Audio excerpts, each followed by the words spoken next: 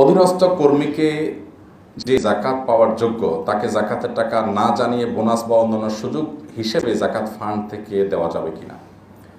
অধীনস্থ কাজের লোক যারা আছেন, কাজের বুয়া হতে পারে, হাউস ড্রাইভার বা আরও বিভিন্ন পর্যায়ের যে আমাদের ভাইরা যাদেরকে আল্লাহ তাআলা আমাদের অধীনস্থ করে দিয়েছেন, ভাইরা বোনেরা, তাদেরকে আমরা যদি জাকাতের টাকা দিতে চাই তাহলে তাদের যা প্রাপ্য চুক্তি অনুযায়ী মাসিক বেতন ভাতা খাওয়া দাওয়া যা যা তাদের পাওনা আছে, তাদের নিয়োগের সময় যা যা বলে নিয়েছি সেগুলো সবগুলো দেওয়ার পর এক্সট্রা হিসাবে তাকে যদি আপনি জাকাতের টাকা দিতে চান দিতে পারবেন। কিন্তু মনে রাখতে হবে এই জাকাতের টাকার দিয়া কোনো বেনিফিট যেন আপনি ফিডব্যাক আকারে নেওয়ার চেষ্টা না করেন, এটা আপনাকে খেয়াল রাখতে হবে। এটা কিভাবে জিনিস একটু বোঝাই।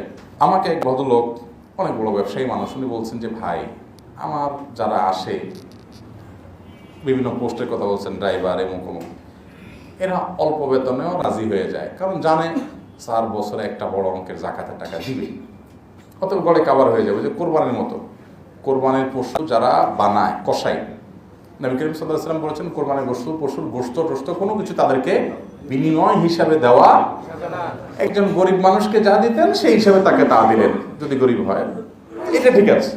কিন্তু অতিরিক্ত যদি দেন পারিশ্রমিক হিসাবে, তাহলে আপনার কোরবানিটা টানাটানি শুরু হবে।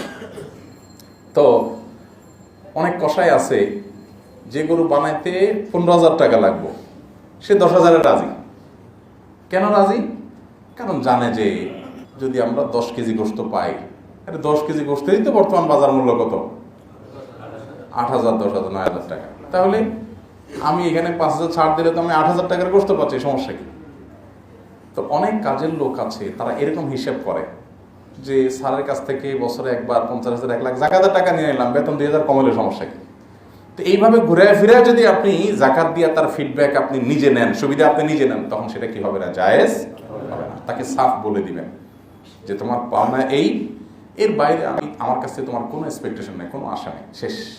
এরপরে যদি আপনি যে কোনো বিপদে পড়ছে আপনি তাকে সাহায্য করেন, অবশ্যই সেটা কি হবে? জায়েজ হবে, জাকাতের হকদার যদি হয়।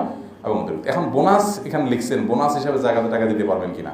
এখন ধরেন নিয়োগের সময় বলা আছে, কিংবা আমাদের সমাজে প্রচলন আছে যে ঈদের সময় বোনাস দেওয়া হয়, সবাই দেয়, এই পর্যায়ের কর্মচারীকে আপনিও দেন।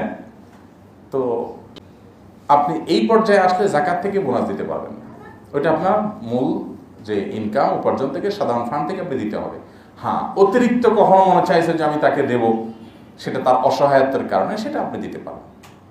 কিন্তু এমনকি তার কাজে খুশি হয়ে তাকে দিবেন, সেটা আপনি সাধারণ ফান্ড থেকে দিবেন।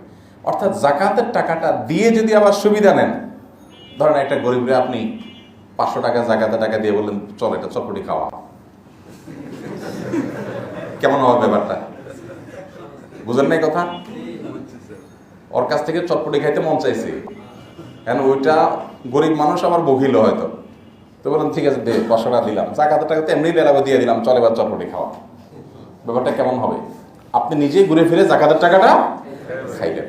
হ্যাঁ, সে মালিক হয়ে গেছে, নিয়ে গেছে, এবার সে আপনারা দাওয়াত দিয়ে কখনো খাওয়াইছে, সেটা ঠিক আছে। নবী করিম সাল্লাল্লাহু আলাইহি ওয়াসাল্লামের জীবনে এরকম একটা ঘটনা ঘটছে, লাকে সাদাকাতুন ওয়া লানা হাদিয়াতুন, তিনি বলেছেন।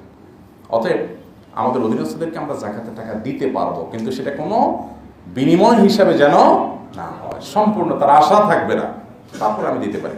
আবার অনেকে আছে ওই খুঁজে খুঁজে শুধুমাত্র এদেরকেই দেয়, কারণ দিলে ও একটু ভালো করে কাজটা করবে, তো তাও তো ঘুরে ফিরে ফিডব্যাক আপনি নিয়ে নিন। বুঝেন নাই কথা? একটা হলো যে না, ও আসলে অনেক অসহায়, হেল্প করার কোনো লোক নাই, বিপদে পড়ে গেছে, দেনা হয়ে গেছে, ঠিক আছে ওরা মুক্ত করে দিলাম, ডেফিনেটলি সেটা জায়েজ আছে, সেটা ভিন্ন বিষয়।